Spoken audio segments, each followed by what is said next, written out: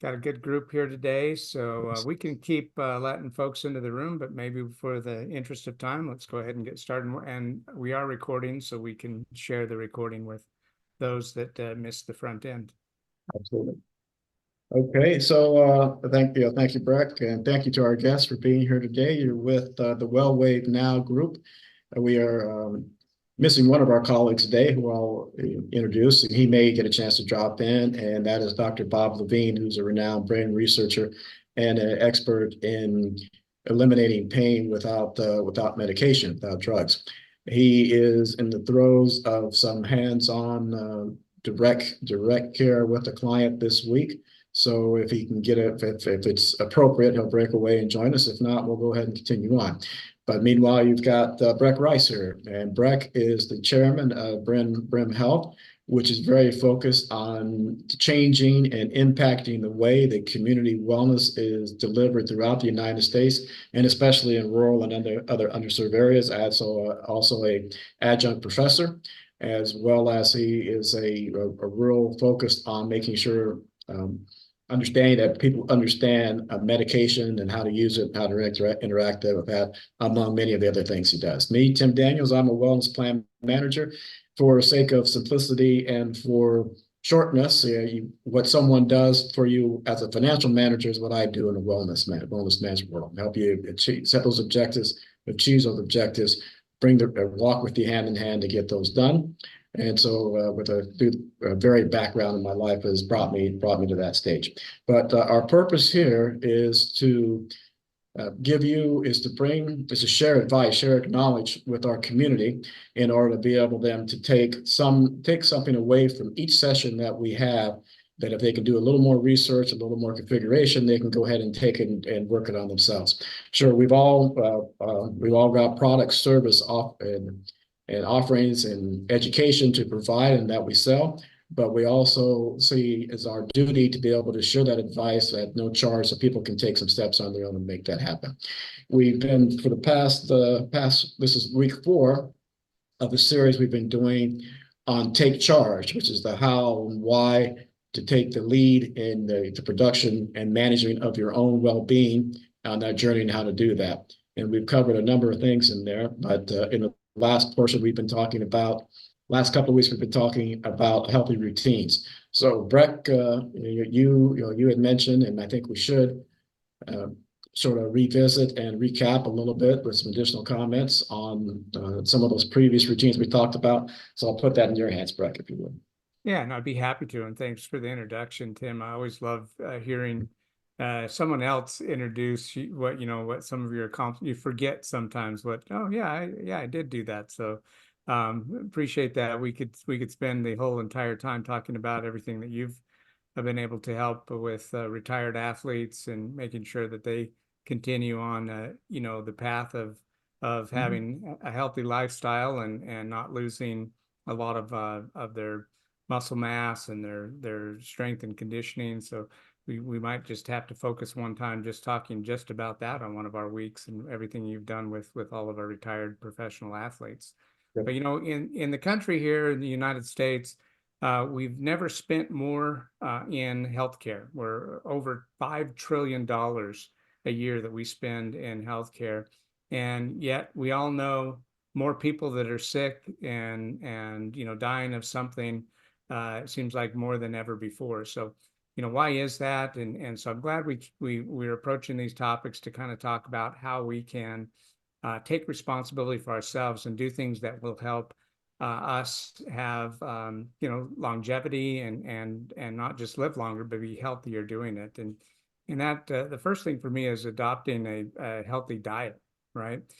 There's coaches out there that'll talk just about gut health. They focus their entire career just on talking about having healthy gut, and it starts with the nutrition that you're taking in, and it needs to be whole food based. One of my favorite books is The How Not to Die. It has some great examples in there for plant-based nutrition, but I think there's also some benefits to lean protein as well from animals, fish and and other foods as well. But everything that's fresh, fruits, vegetables, nuts, berries. There's so many great things that you get, antioxidants and everything you can get from berries. Even just a sprinkle of certain seasonings in your food. You get some really tremendous results from a little bit of cinnamon. I love putting cinnamon on my breakfast cereal. One of the best antioxidants that you can add to your food. Right. The other thing too, I think is that we need to focus a little bit on having a good exercise routine. Tim, we probably sit too much, right, in Zoom meetings. That's why, you and I were talking about, hey, in between meetings today, we both went out and took a walk. Doesn't have to be, a high impact, a very intense aerobic activity. We just need to have activity. And the aim is around about 150 minutes per week in exercise.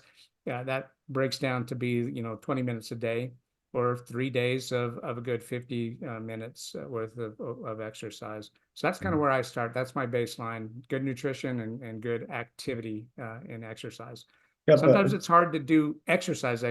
So find something you like to do, like a sport. Yeah, fantastic, Breck. And I think, those two things, diet and exercise, certainly play into a lot of things. They affect not only your health, straight health, but the your immune system. They affect your mental sharpness. They affect your stress. So all those things are that. As we go along here, I will say to our guest, if you've got, we'll go for about another 22 minutes here, pontificating a little bit and trying to share. But if along the way, if you've got questions, go ahead and do put those in the chat. We'll try to address that, the last part of that. And certainly what, Breck and I always make ourselves available to go beyond that sort of half-hour mark, stay on for another half hour if people really want to dialogue and have that. But do put your questions into the chat, and if you got it, we'll go along with that. Breck, one of the things that you and I often chat about is, and talk about, right, is those routines. Good, whether they're the diet or the health, or the couple of things we'll go into a little bit more here: mental sharpness and stress interruption. Is the how of that is always good, and the what of that is always good. But it's how do you get people to undertake? Why should they? What's the what of routines? Why should someone undertake them? And then number two, if they're going to undertake them, how can they be successful in undertaking them a little bit? Sort of on the what part of that, to me, sometimes I just kind of discard the fact, but routines really is what you are, and really your state of being. So when you're creating a routine, you are becoming something. You are creating something. So if you have a healthy routine, then I'm a healthy person. If I have a routine of going of running Brim Health, which I leave in your good hands, but then I'm a chairman. I'm chairman of a company. If I have that routine of what I do each day, so that's what routines are. They're the way of making change. They're the way of being someone and being in your well-being on that. But then secondly, now to accomplish those and achieve those, I step back a little bit, and people often talk about, you got to have a why. Why do I want to be a musician? Why do I want to? Yeah, you take your ass, your young adults in college. What are you going to college for? What are you studying? Why? And the why is critically important, but it's not enough. It's the belief that you can, coupled with that, and emotional attachment to that belief that you can and that why, that then causes one to take action. And you were chuckling about a little example, a personal example of that I gave. But to me, one event which sometimes I looked at then over the decades as being small really impacted my life tremendously. And that was as a seventh grader, when I had hit puberty, and I had gotten fat, and I was no longer the second fastest kid in my elementary school. I was now in junior high. I date myself. I wasn't middle school. It was junior high, like it still should be. That 7 to 9 is better than that 6 to 9 in there. But we had the presidential physical fitness test that was there. Obama changed it into the youth I want to say, don't hold me to the, but it's a presidential youth fitness program, made it less competitive and less testing. But at my day, it was the test. And I'm sitting there in seventh grade, holding on to the pull-up bar for 2 minutes, and I couldn't get my chin over the bar one time. I had people who were detractors kind of, I could hear them jittering and sneering. I had my friends encouraging me. I had my I call it my gym coach, because actually was my wrestling coach the next year and for a couple of years after that, Mr. Dillon. He's just saying, come on, Tim, come on, Tim. And I just couldn't get it done. That little stint there, after I got that after that, I said, this is never happening again. And I was at emotions. This is just not going to happen to me again. That led me to run home and do research. Somehow I found the Marine Corps strength training program. Talked to my dad, who was a former Army guy. He said, you can't start with my weights, Tim. You got to have something lighter. I said, all right, Dad, I'll find a way to do that. And I got an old broom handle and broke it into pieces and put it in the old oil cans. I found cement to make them light. Worked on it. I started working out 6 days a week. That eventually led to me becoming a pretty good wrestler.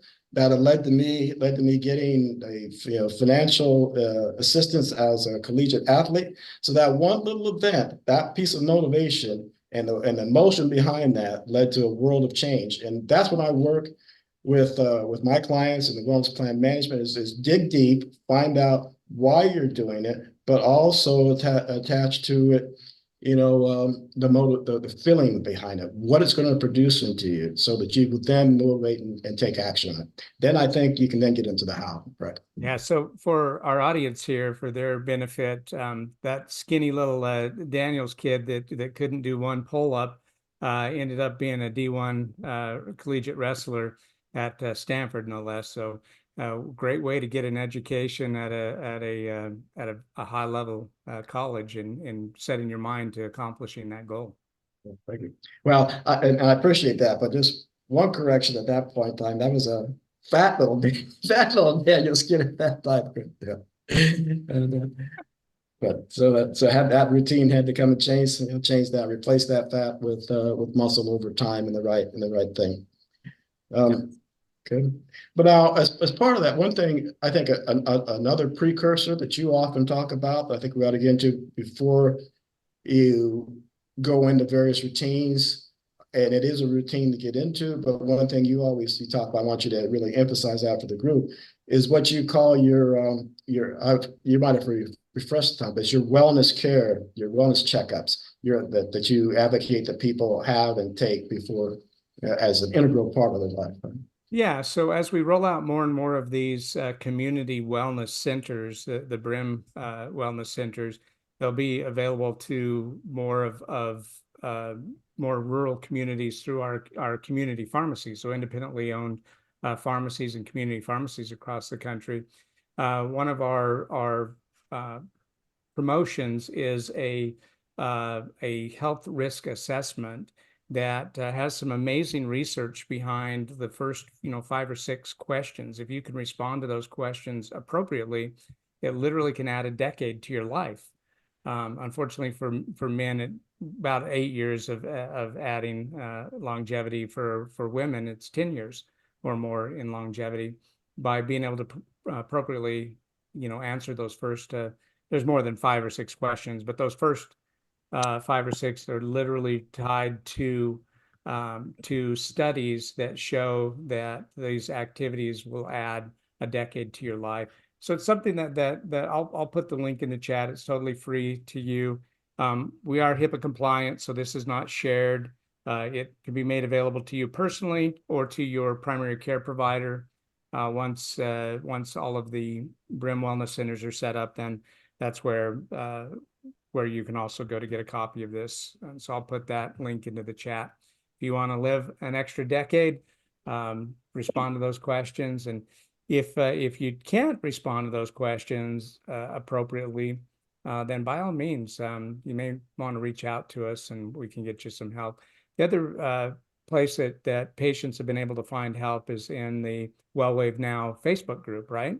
So there's a Healthcare Disruptors WellWave Now Facebook group where patients have joined that community because they were not able to get answers that suited their needs specifically. So with either autoimmune or other things that people are dealing with and could never get a good answer through, traditional means. Someone gets a blood test done, and your PCP or your primary care provider reviews that, and you're in normal ranges, and so they don't think anything about it. Well, what is normal range for Tim Daniels versus what's a normal range for Breck Rice? They can totally be different.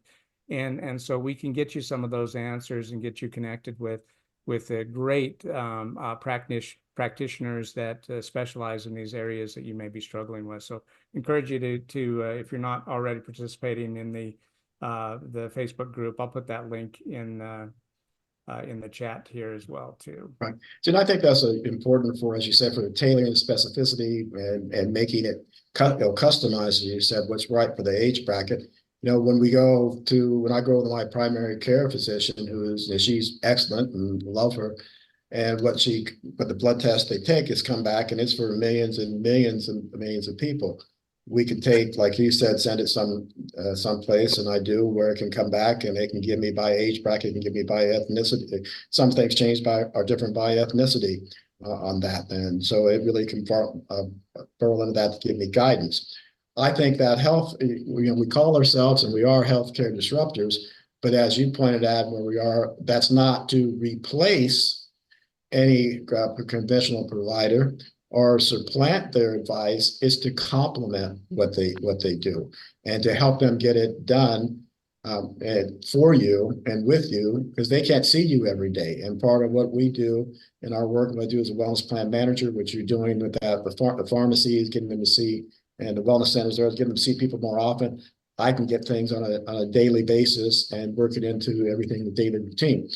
One thing I want to go back to that I think is very important on creating those routines that I only dabbled on. I said you gotta have the why, and you gotta believe, but it's how do you believe? How do you build that belief? How do you build that faith? We each have a little bit of either inborn faith or it's given to us by seeing people. For example, the example I often use is, how do I know when I sit down in the chair and have the faith that I sit down in the chair that it's going to support me in this little thing? That's because my parents put me in it, and I saw them do it. I saw other people sit down, so I started sitting in it. So you can start building faith sometimes by seeing things and by testimonies of people, and that's why you see a lot of things on weight loss, and you see the before and after, and it gets people to say, boy, maybe this will work and I can step out on it. The other thing is, faith comes by hearing, but it doesn't have to be that I have to hear this from my professional, or I have to hear it from Tim Daniels, or I have to hear it from anybody else. You can hear it from yourself, and sometimes that's the best way to start building that faith. And so I will work, I'll give a little shout out again to our colleague who's not here, Bob Levine. He will call it your future visioning, where he has them create using a future vision of what you want to be. I don't necessarily, when I work with my clients, I don't necessarily call it future visioning, but it's the same thing. It's kind of imagine where you want to be at, imagine that can happen, write down what it's going to feel like to you, and I have them put this little statement, definite major purpose of what it is, that's with the feeling in it. I have them read it to themselves 3 times a day. I also sometimes have them record it, so they can hear it your own voice. Nothing more nothing is, and so then when they're on an exercise bike or they're walking, they play that and it's repeated in their head. So to me, you put that why, you put the faith together, and you put the emotion, and that puts you into action. And then you're giving the how. I can give them the how. They can find the how and formulate that. They can find the how a lot of places, as long as it's a trusted source. But then it starts to happen on that.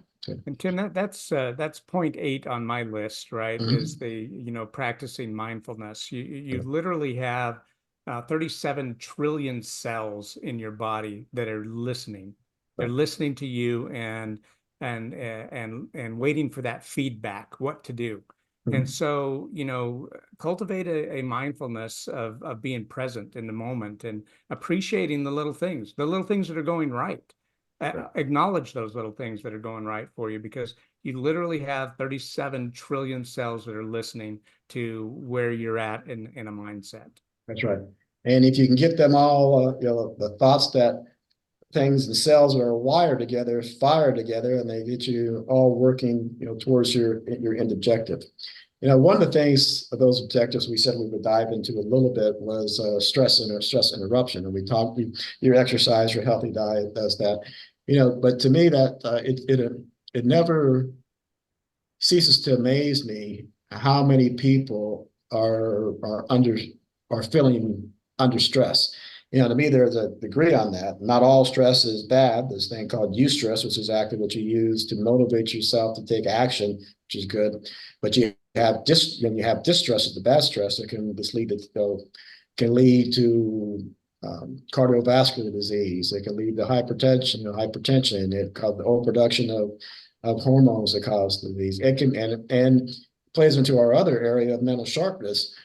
I still remember times, and encourage people to take a look at the time when I've been under intense stress in my life and didn't know how to handle it. Boy, that really affected my ability to concentrate, my ability to perform and get things done on that. Yeah, absolutely. So what is you got into a really good stress relieving practice with martial arts, right? So was it Tai Chi that you really started to get into? Well, that's where I ended up. It's called the Wudang Kung Fu system, which very appreciative. Learned underneath a guy named Peter Kim Hope Chu and his son Garrett G, which I encourage people to Google a little bit on Garrett. Very fascinating guy a little bit. But yeah, that certainly helped, and that's a way to help manage the stress and master the stress. Certainly, we can have 5 different types of Tai Chi in it. So the movement, and I think it's the general. People can use yoga, they can use Tai Chi, they can use Qigong, but it's the movement part of Tai Chi that also helps in that relaxation and relief of the stress, both physically and mentally, versus taking postures and positions. But also on that, a good portion of stress is mental, and it's how to, and there's a chronic stress, there's all kinds, as we know. There's the chronic stress that happens, there's the acute stress. But one of the biggest things is how do you interrupt that stress, like you talked about, with certain type of exercise. But I also there's some mental routines. Now, just 2 little practices I'll talk about here that I like to get people to utilize. One is what I call thought displacement. So when a thought arises, I can't necessarily stop a thought from arising in the mind. For example, if I remember in career 1, I was a corporate executive, if you recall that one. And that corporation, very large corporation, went through some very hard times. And sometimes it felt like every single one of us was going to lose our job. I couldn't stop that thought of, boy, I'm going to lose my job from coming into my mind. But could I replace it with, hey, that might not be such a bad, might not be such a bad thing. I can then go find something, a better environment. So that thought displacement can interrupt that stress and really put you back to a state of balance to be able to perform. Or it's also, and that's similar, that flowed over into a second technique that I like to use, which is a thought emotion realignment. So when that thought comes to mind, that first thought, hey, I'm going to lose my job, could be, that's very bad, that's terrible, my life is going to fall apart. My spouse is going to have to go get a better job. How am I going to get my son through college, type of thing? Or you can actually reassign that to the thought I was going along that says, that would be a great thing. That would give me a wonderful opportunity. Wonderful opportunity to go find a job that I like, perform in. I've got a great support structure. This is a beautiful opportunity to take my life in the direction that I want to take it. So those 2 kind of things I encourage people to look at, think about, reflect on. Thought displacement, I can't maybe stop a thought from coming to my mind, but I can replace it with a great thought. It might just be, think of very pleasant times in your life. If you're a religious, think of your God, that replaces it. or secondly, it also think that you can attach any emotion you want to any occurrence, and that attaching a positive emotion to that will interrupt that stress and give you time to breathe and to act type of thing. So Tim, what you prefer something with activity, like martial arts or yoga or something over just meditation? I think there's room for both, and I actually practice both myself. And in my stress mastery course that's coming up, they will see both exercise and 2 basic meditations that I provide in there. I think something with movement helps to start to reduce the stress, to get the physical impact of stress out of one. Like because if you're overproduction of the adrenaline, overproduction of the cortisol, that movement can get that out faster to give you time to breathe. The meditations can put one in a state where you can handle more of it, you're more resilient to it, you can flow to it, and turning that distress into the eustress. The meditations can help with those portions. Yeah. So Yeah. what if a patient is not, we're both going to agree that movement, getting up, getting movement, standing up, sitting, squatting, doing some kind of movement is going to be super beneficial. Mhm. What if somebody is bedridden? Is there a way that you can still get, some good circulation going and have, like we've talked to Dr. Bob about having guided meditation while having a PEMF Right. treatment, right? Well, that did come to mind. I think there are a couple of ways. Yes, the PEMF that we both use, and we understand the benefits of it. And for our audience, guess that PEMF stands for Pulse Electromagnetic Field Therapy. Been around for ages. Has a trifecta of good Tons under of pro science. athletes, pro teams use it. I mean, Right, they use it. Good science, backed by studies, tons of testimonials on it. So from all angles of that. That alone, in terms of the blood flow, it's been shown to help with relaxation, shown to help with stress, keeping the blood flowing, helping to get out the metabolic waste. So you could talk about that adrenaline, cortisol, metabolic waste. So that can help. That's still, then if someone's bedbound, it's still, career 2, career 2 was in-home care for the elderly, where I operated in 3 states. So dealt with a lot of bedbound people. It depends on the degree, right? There are people who can't move at all, and you physically have to turn them. Then you've got to go to something like a PEMF to help with things. But if it's limited movement, there are still Peter Kim Ho Chu, one of the guy I mentioned as one of my most respected martial arts, the last one I studied. When he was in the nursing home, sitting in a wheelchair, he was still doing Tai Chi movements and teaching it to the other residents. So depends on how limited you are. You can still do upper body, you can still do some type of movement. So any movement is good and helps. It's a matter of degree. And then if you physically can't move at all, then you've got to go to something, something like a PEMF to help.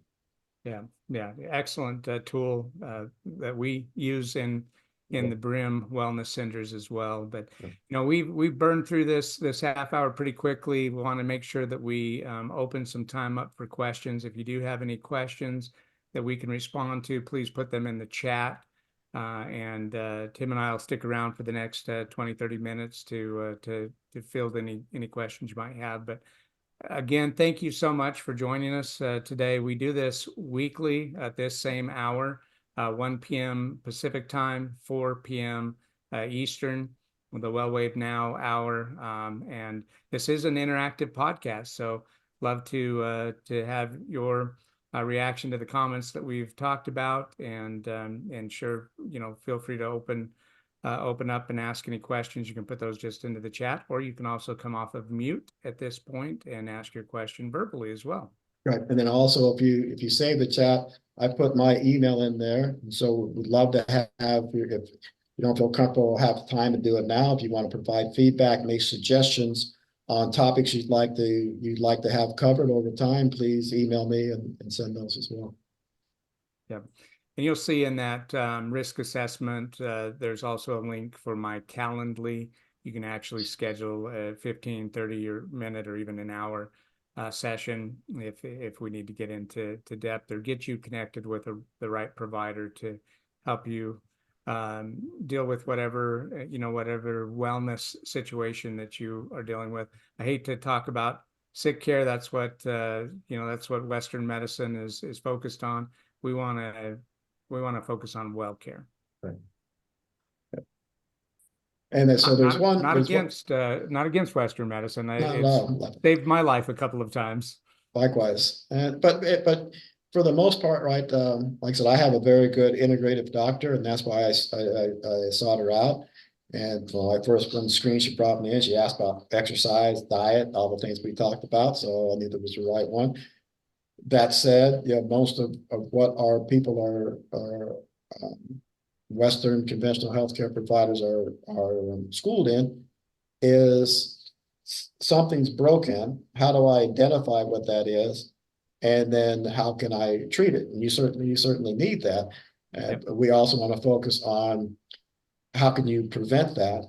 And some of the treatment is managing it so that there are other things to add to that to live optimally with that condition that they've helped you manage with. We've got a Yeah. question here, Breck, one that says, curious how and what features you might have for those who are experiencing early onset Alzheimer's symptoms. Okay. So I can chat to that a little bit. In my home care days, career 2, which I ran for 8 years, I had a specialization in Alzheimer's and dementia care.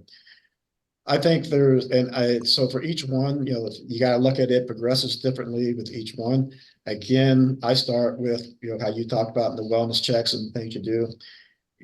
It's got to have the conversation and work with that healthcare provider, because sometimes indeed it is Alzheimer's or other forms of dementia. There's Lewy body dementia. There's other types of dementia that come from. Sometimes it is. But I will tell you, I had people that had UTIs and you would have thought they had dementia. But when you saw that it was a UTI and that was cleared up, that was there. So I'd look at, what is the underlying, make sure have a good feel for what the underlying cause is as best as you can. I haven't stayed completely up on Alzheimer's. It used to be you only really could completely determine that it was when someone was dead and you actually look at the brain, you could get indications of it. But you want that thought indication that's what it is. But number 2, early onset, there's still things to be done. We come back to the PEMF. There was a small study done on PEMF because of the oxygenation they could provide to the brain, the circulation of that it showed, somebody could look up PEMF and Italy test, and you'll see that it showed that that provided some help to it. There are things such as there are medications that some can take and supplements that can help a little bit, the things of that nature. So that's what you look for. You look for things like PEMF, the oxygenation of the brain. There are certain there's like the Prevagen that can help with some early onset. Then it's then there are medications that are showing some impact on Alzheimer's. So then you want to optimize what you have with it. You want to try and slow the progress with it, and work it that way. But also what's very, very key, very, very key. I wish I had known this when my father had dementia. I was a young guy, 29, 30, and so hadn't learned this portion with it. And I saw so many times in that home care environment where the family didn't understand what was happening with dementia. So for the sake of that person, with dementia, get an understanding of what it is, of what happens. How do you work with them if there's a person, and I look her up on LinkedIn, Mary Underwood, who's very innovative on that. There's another one, Teepa Snow. Take a look at what they've got.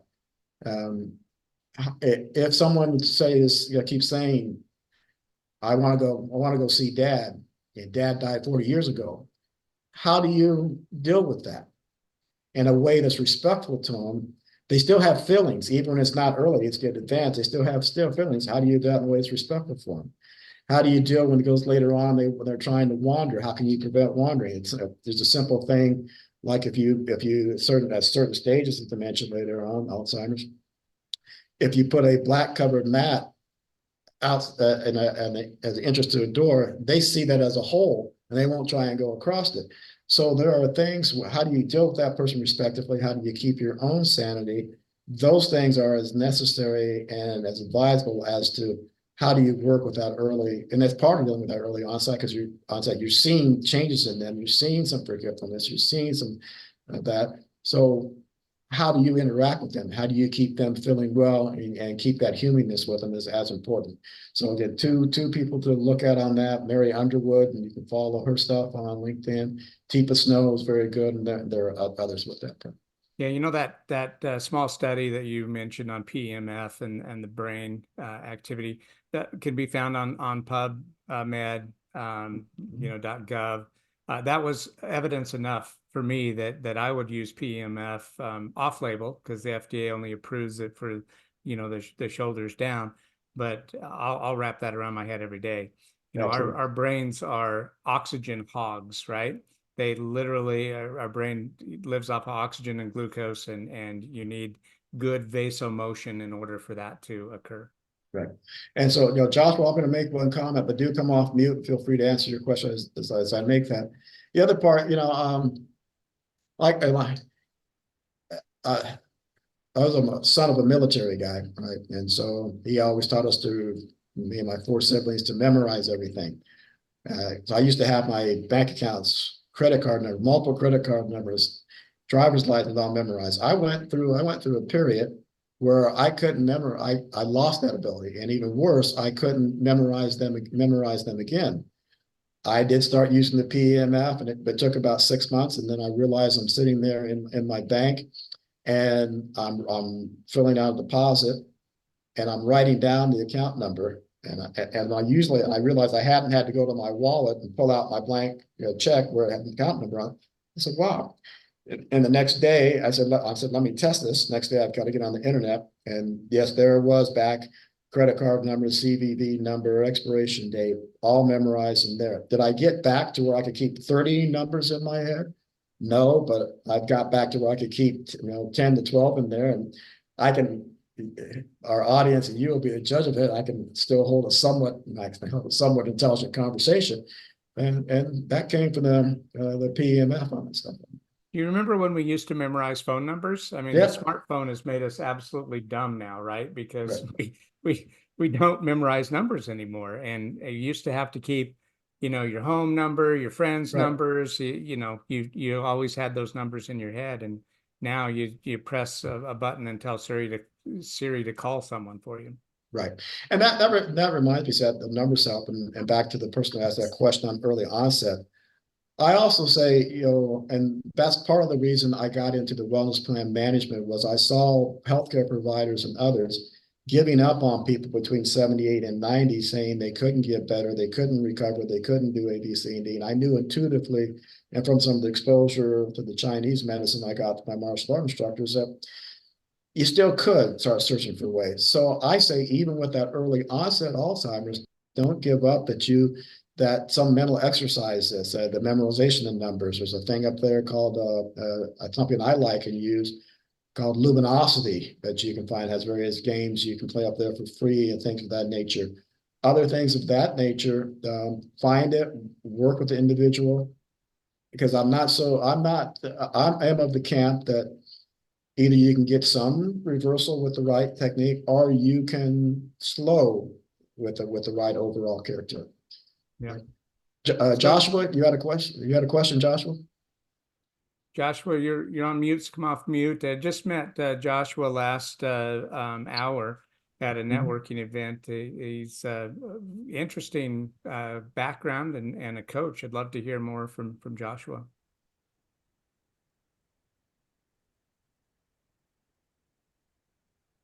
Okay, so one of the biggest problems that I face in life that holds me back in a health respect is, from my understanding, and well, technically not from my understanding on this part though, about 8 million people die from cigarette poison each year. And so, from my analysis and putting everything together, about 20 to 25% of people who die from poisonous air. So, I live in Mississippi, and if I go outside, it's like a 20-25% chance that I'm going to be poisoned by cigarette poison because the 20% of the state smokes. So I've learned a lot of ways to deal with that, and so I'm interested to what your perspectives and advice would be on. So the secondhand smoke then is, Yeah, I look at my list of, you know, uh, of things that we all need to be conscientious of to really change our healthy living and have a wellness lifestyle. And number six on my list is quitting unhealthy habits, right? You'll see that in the even in that health risk assessment. One of the very first questions is, are you a smoker or a non-smoker? So even as much evidence as we have and the the negative outcomes from any use of tobacco, we still unfortunately do have a lot of people that choose that over over their own longevity. yeah, but the problem is that if you're a non-smoker and you do your best to stay away from it, but you still get poisoned by it anyway because it's just rampant in the state you live in. Mhm. Like, how do you deal with that without living in another state? Yeah, well, so and you're right. It's tough. There's even aside from smoke, right? There's people don't often realize another air pollutant. I think it's cadmium, which is a heavy metal, and that can be caused by people just most a lot of brakes have on it. So you press the brakes, it gets into the air, and you so there's some things you can't avoid. What so I think the so my thought, Joshua, when you can, one is you avoid it as much as you avoid it as much as you can. Then it's how do you make yourself as resilient and as protective of that as you can, and that gets into what do you and I'll step back again for a second because I think you're right. I think more I don't remember the statistics, but they've been shown it's been happening more recently that people who didn't have a history of smoking or other things were showing up with lung cancer. So it was more and more prevalent. And so I'm sure there was a correlation between the type of things you're talking about and that happening. So it's how do you make yourself as resilient to it as go ahead, Joshua. You want to say something else? I just want to say that, I mean, that's one of the main things, but you have air quality detection. Well, I've Yeah. seen it at times in the city that I live in that it's like on the almost don't go outside is so bad in the air sometimes. So I think in some ways our air in the United States and in Mississippi and certain places in the globe, the pollution in that is getting more toxic at times. And then it goes and it's healthy again. But it'll be sometimes healthy, especially for sensitive people, and I'm more sensitive. And there's just so much with that. And then we got the water that we're drinking. I think I tested years ago the water in my city and the city, or I had to looked up a test on it, and it had 9 out of 18 contaminants that it tested for. Right. And so it brings up a struggle with that. And then a lot of people, they don't realize how toxic indoor air is versus outdoor air. A lot of times their Absolutely. indoor air is so toxic and they don't have air purifiers and stuff to help deal with that. Yeah, So Joshua, all these yep. things that you're talking about are all, they're all free radicals, right? So these free radicals Mhm. that you're taking in, there are ways to expel those free radicals, and Tim's probably got some good Well, background and on you've got that. it, and you've got some things with it. Then your point your point you're at. So what are you doing? So it gets on to all the other healthy habits. One, we should advocate for air quality, advocate for water quality. But in the meantime, as we work to make those changes, things happen. Is what do you do for yourself? And it's the type of things you kind of mentioned. So Joshua, indoor for me, I'll give a plug for my wife's company to take a look at. It's a company called PuraClants, which makes one of the best air purifiers on the market because it's not only an air purifier, it's a surface purifier. So it works both the suck in air and cure it out that way, and also puts out things that were services for bacteria and viruses. So look for things like that. Number Could two, you spell it? I'll put it in the chat. Okay, thank you.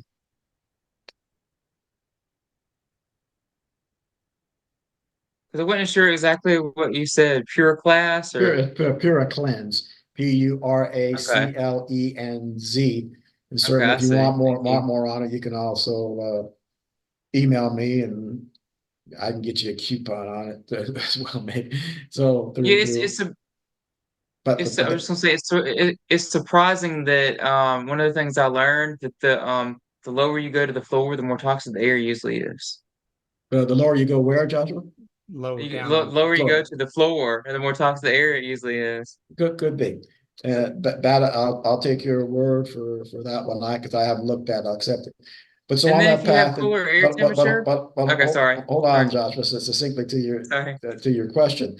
So yes, you dress what you can, and you're in your own indoor air with the right type of uh, air purifier type of thing. There are also companies to produce green products so you can reduce what you're exposed to there. Then it gets to the things that Breck was talking about as well. How do you make yourself more resistant to it? How do you make yourself with the right, there's supplementation to do it. There are things that can, aside, I'm not a fan of chelation. That's where you actually take the blood and it's taken out of you and it's heavy metal. But there are products that can do that do a decent job of natural products to getting out some of the heavy metals out of your body. And then is what do you do when we talk about what's the right exercise that you're doing for this? What's the right diet that you're impacting on that? And avoid, as you said, you can't avoid it all, but avoid as much as you can on that. And then it also gets back to the thing that Breck and I talk a little bit about, but I really encourage people to dive in and understand is this, and we both can help them. And that's that pulse electromagnetic field therapy, because that helps get metabolic waste out. That helps counter it helps build the immune system. It helps in a number of different ways to make yourself more resistant to the toxins that are out there and recover from them. Yeah. Yeah, more antioxidants, because those free radicals can be picked up by the antioxidants and then taken out through your natural bloodstream that way. So the Pura Cleanse, is it an ionizer? What is it? Is it using? It does have an ionizer type thing. That's sort of the proactive part that goes out and will kill the viruses and bacteria on surfaces. And then the other model, then that also has the sort of suction in like a HEPA to clean the air as well. So you get I was going to show Josh this little device here. This is actually a portable one that I can wear around my neck. And during the height of COVID, I'd wear this on planes, and it basically just creates a little electrical storm right in front of my face. And don't ask me what the brand name is. I can look it up for you and get it to you. But this is a little ionizer that I could wear, and it just zaps the little particles out of the air and drops them to the floor, become dust particles, whether it's a pathogen or even in a pollen. I'm pretty allergic to a lot of things, so this takes the pollen out of the air also. So just a little electrical storm that just happens in front of my face to get some of those impurities from not going into my lungs. All right. Do you see it, the electrical storm, or is it invisible? Oh no, it's totally invisible. So where are you at in Mississippi, Joshua? Okay. Hattiesburg. Hattiesburg. Yeah. Go ahead. So I have family from Charleston. My father was actually born in Charleston. Other questions? That's in South Dakota. I mean South Carolina, right? That's in South Carolina, right? No, Charleston. That's like the northwest part Okay, of so it's in South Mississippi. Carolina, and there's one in Mississippi too. One in Okay. Mississippi. He's on the Mississippi part. Okay. Also, the So many home cities. what's his guy? Actor, deep voice, played played one in Batman for a while. Been around for a long time. Morgan Freeman. Oh yeah. Hometown of Morgan Freeman. Yeah. Any other questions or comments from anyone? I can ask another question if you want me to. Go right ahead.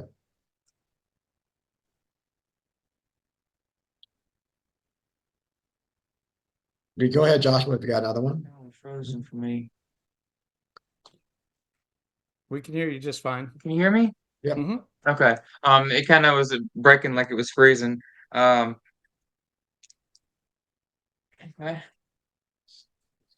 Okay, a lot of what you said, I already do with the diet and supplements and exercise.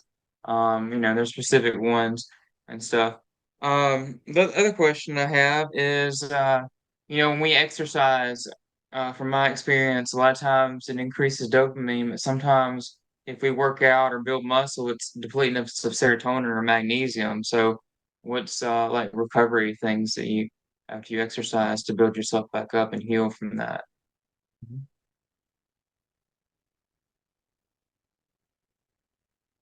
Yeah. Well, Brian, Breck, you want to comment on that? You want me Yeah, to go comment go on it? ahead. I mean, I have my own recovery, things that I use, and I think one of the um promotion that something I launched on one of my roundtables is this BioLite, and I'm trying to show it. I launched it on a interactive podcast. Now you can get it right through your pharmacy's wholesaler, but it's everything you would get in a liquid IV. But the reason why I like it after a hard workout is because I'm getting 550% more electrolytes than you would get from a There you leading go. sports drink. It just doesn't have all the sugar and artificial sweeteners. So Yeah, a lot of electrolytes. yeah. Well, I guess, well, I'm real old school on that, Joshua, so I might leave it with Breck. But so for me, it's just that I don't do anything. I've got my son and others that take a protein before, will take a protein out, and then they got the branched chain amino acids and all that thing, all those things. I try to keep hydrated. The direct takes a drink. I try to stay hydrated, so I make sure I do a proper amount of hydration. I have I really work on my diet, a very, very well balanced diet to help recover from that. And then I also use the PEMF because it helps again. Because you take those electrolytes in, if I'm taking the protein that I have in there, one of the things PEMF does is improve circulation at the micro vessel level, the capillaries, the last mile to the cells. And when you use that, then now things circulate better. You get better oxygen in the cells. They function better. Part of that oxygen of the cells is uptake. So I'm getting more out of my nutrients, more out of my liquids, more out of that thing. And that's one of the reasons a lot of professional places like a lot of professional athletes and a lot of elite teams use that for recovery and to train And harder, that's key, longer, that recover last faster. mile, right? That's key Yeah, because you talk to a cardiologist, ask them, what percentage of the circulatory system can they work with? It's less than 25% right. are the large vessels. That's right. Over Yeah, 70, about 76%. 76% of your entire circulation is these little micro, the capillaries that cardiologists can't even help with. So Right, that's where the PEMF comes in and moves things to the last mile. right. Joshua, looks like you raised your hand again. Go right ahead if you've got another one. Yes. Are you saying PDMF or PMF, and what is Uh, it? P as in Papa, E as in Echo, M as in Mary, F as in Frank. PEMF, pulsed electromagnetic field therapy. And so, I consider myself an expert in that. I've worked in that for more than 7 years. Got into it as I was researching. I knew, like I said, I knew there was. I was felt satisfied helping people cope as they aged, but I also knew there was a way to get better. And in my search for ways to get better is where I came across PEMF. So certainly you got my email and reach out on that. But also, I think it was Ronald Reagan and the CIA said, trust but verify. So I always like to give people a way to verify before they even want to engage in a topic differently.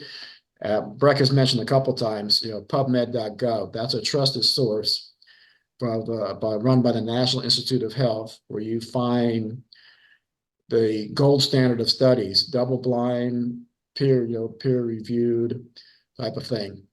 If you go up and you put in PEMF on PubMed.gov, as of 2 weeks ago, you will get over 800 responses in that. So just go in there and take a look at what it's about. Same thing, go out to Google Scholar and put in PEMF therapy. There you get things that aren't as there's less, they're very good, but not, maybe there's silver standard, some of them. You'll find gold standard, maybe you'll find silver standard out there, and put in PEMF therapy, and you'll find tons. I think there's tons on there. Then I say, go over to YouTube, from, and just put in PEMF therapy, put in PEMF therapy and back, anything you want to look at it. And you'll see tons of things come back on that on testimonials. So And Josh, so, my expert that I went to for this was a gentleman by the name of Tim Daniels. So I learned everything that I know about PEMF from Tim right here. But my first exposure to it was over 6 years ago when my niece had gone through radiation and chemo treatment for a brain tumor. And luckily they had cured her cancer, right? But all of that radiation scarred her pretty badly, and her lungs were kind of scarred up, and it was hard for her to breathe without the aid of being on oxygen all the time. And there was a local doctor here in Scottsdale that he and some nuclear engineer had put together their own PEMF program, and it hadn't gone through FDA approval, but they were getting some really good feedback. And so we brought our niece out here. She was living out in Nevada at the time. We brought her out here. We got her some treatments. It worked. They were nice enough to give her a prototype that she took back home to Carson City and used. She called it her magic box. So that was my first experience to PEMF and what it can do. Now, fast forward 5 years, and I run across a device that actually has gone through the FDA approval process, which is important to me because our clinics, we have to have FDA approved products in those clinics because we're billing insurance. We need to be able to bill insurance for these services. So there's only one that has that class 2 certification. There's hundreds and hundreds of PEMF devices out there, but there's only one out of Germany, and Tim happens to be one of the national reps for that particular product. yeah. So, and if you look at that, it's still, when I started 7 years ago, maybe 5% of health care providers had heard about it. Now it's maybe 10. Back then it was maybe 1 or 2% of consumers. Maybe that's 5 or 6%. But that's also US. If you go look over Europe, which is often ahead of us in these complementary types of things, you'll find it's in some countries there it's very well known. Take a look at Hungary. Hungary uses that PEMF in ambulance services for people that have cardiovascular incidents. It's used in the babies' incubators over there because they know it'll develop premature babies' lungs faster. Yeah, it's amazing technology. Right, and then shown in that case where there was a certain type of prematurity where only 1 or 2 out of 10 were surviving, and it got it up to 8 out of 10 surviving using that. So very, very advanced. Appreciate all the questions, Joshua. It's great to meet you. And Josh does, like I said, he does some coaching for energy coaching, and so pretty interesting. I look back at our earlier conversation about not being anti-Western medicine because it's saved both of our lives. But the one thing I will say about our current Western medicine healthcare system is that we do a really great job at a acute care. So anything that's an infection, there's nothing better than getting on an antibiotic to get rid of an infection. If you've got a compound fracture, there's no amount of prayer, therapy, and healing rocks that are going to put that bone back in place. You literally need an orthopedic surgeon to put that back in place correctly. I'm not speaking from personal experience or anything on that. I just got a bunch of titanium in my ankle.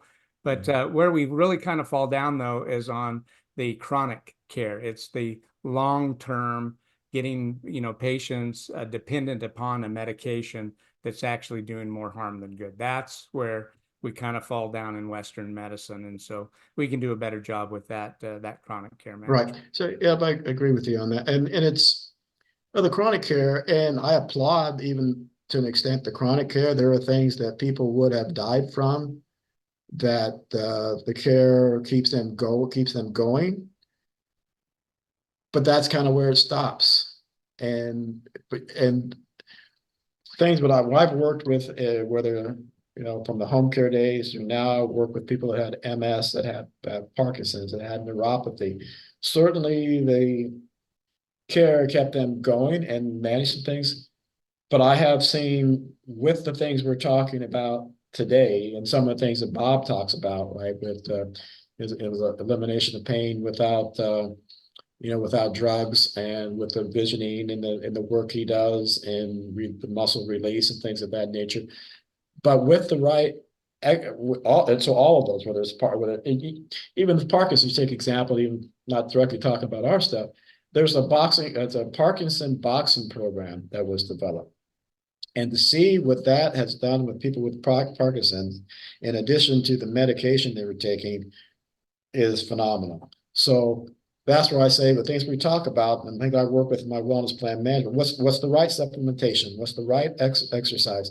What's the right use of PEMF? You can help, one can help, and I've seen it and done it. You can help those people in a number of cases with those very chronic things that our conventional medicine has kept them in the game. You can still help them thrive and reach I call it optimal wellness, reach a much higher level of performance and physical enjoyment with the other thing, attention to the other things. Excellent. Well, sure appreciate everyone being here today. We've have gone over an hour here, so if there are any other final questions or comments, I'd love to address those before we end. Save the chat if you'd like those links that were provided in there. Tim's contact information, the health risk assessment. Please join the Facebook group WellWave Now for more information and insights. And to save the chat, just simply click on those three little dots on the far right side of your emoji and files and all that. You'll see those three little dots.